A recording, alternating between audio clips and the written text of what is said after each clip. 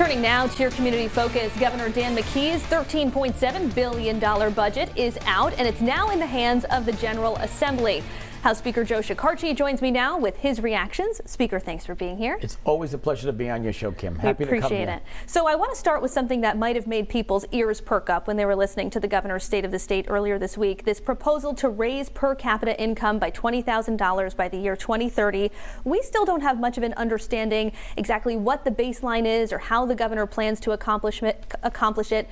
Do you have any insight? I do not. I had the briefing a couple hours before the governor did the State of the State address. In the State of the State address, he said he'd give the details within the next 100 days. So I don't have any idea what those details are, but I look forward to it. I'll keep an open mind on it. What do you think of that proposal? I think it's a good idea. It's certainly a good goal. I just don't know how you get there. And as always, the devil's in the details, so we need to see the details. But we're going to keep an open mind. We're going to let the governor make his case before the House Finance Committee. I know we have a lot of parents who are watching this afternoon. Last week, the Education Commissioner was here. She said on 12 News at 4 there will be layoffs this year as federal COVID funds dry up and enrollment declines. The governor's budget allocates more for multi-language learners, which is likely to help districts with larger populations of those English language learners. But some are worried that districts outside the urban core might suffer. What do you think in terms of your message to parents and students who might be concerned about the funding for their schools? I understand that. Overall, there is an increase in education. There is every year since I've been in the General Assembly. There will be one this year as well. But we have to allocate money based on where the students are. So a lot of those situations where you're seeing less money is because the school enrollment is declining. And we have to deploy assets. We cannot be paying for empty classrooms and empty seats. So the education money must follow the student. And a lot of people are going to alternative education. Some are homeschooling, some are going to private school, religious schools. So we will do that allocation. I would point out that the General Assembly has passed money to those specific districts who are suffering a decline. And we're actually paying them for the same amount of money, hold harmless. And there's a phase out of that, so there's a gradual assumption. But each individual school district has to make these decisions of where they're going to reallocate. And you see this around the state. Schools are consolidating and schools are closing because there's just less school children. I want to talk to you about Medicaid reimbursement rates. It's a complicated topic, but this budget would move up the rate a little bit this year, but not for primary care physicians. And we hear over and over again how hard it is to find a primary care doctor. Is this money going to the wrong place? I wouldn't say the wrong place. I think it's going where it's needed the most, or where we get the most bang for our buck, because there is a federal reimbursement that joins with the state allocation.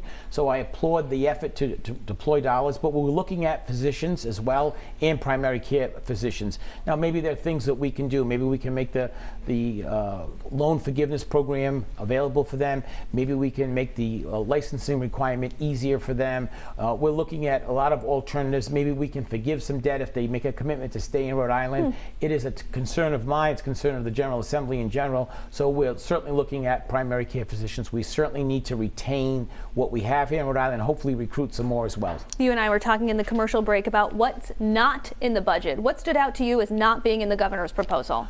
Just a lot of the big ticket items that have been asked for. I did not see. So first of all, I want to be very fair to you and the audience. That budget, the actual budget, was given to us last night. So we have not read it. We'll have a summary report we call First Glance of the Budget on Tuesday. Our finance people are going through the budget all weekend and we'll know more.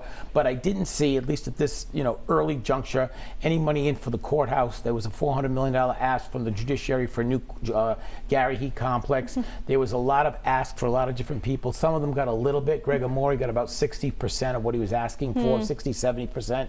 I did not see any money for COLA, reinstatement or COLA allocations in the budget, at least not yet. For pensioners? For retired pensioners who that COLA was suspended. So those are the things we're looking at. We're going to see what we have. But in all of these situations, everyone asks me, are you going to be for this? Are you okay with that? And I'm very non-committal, and I have to be non-committal because we have to base our budget based on the revenue conference that comes out in May. We're going to give everybody who wants money a fair shot to come before the House Finance Committee and make their case of why money should be allocated for them. But I point out to everybody, we do not have any more federal money. There is no more COVID money. There's no more CARES Act money. There's no more ARPA money. There's no more infrastructure money. So we have to live like every other Rhode Island within our own budget.